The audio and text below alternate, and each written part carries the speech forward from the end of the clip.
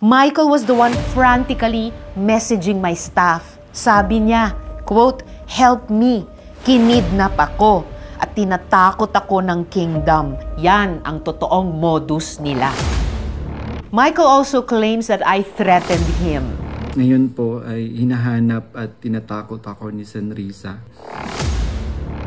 Yet, on June 22 and 23, 2025, just this month, just last week, Michael was the one frantically messaging my staff. Sabi niya, quote, "Help me, kinidnap ako at tinatakot ako ng kingdom. Dito ako kinulong sa Glory Mountain. Send rescue now." Close quote. We took his messages seriously. We forwarded them to the PNP in Davao for immediate action. At noong kumikilos na ang PNP, biglang lumabas ang video. Bago pa iyan, nakailang mensahe na rin si Michael na hinaharas siya ng ilang hindi kilalang individual pagkatapos ng pagdinig sa Senado. Yan ang totoong modus nila.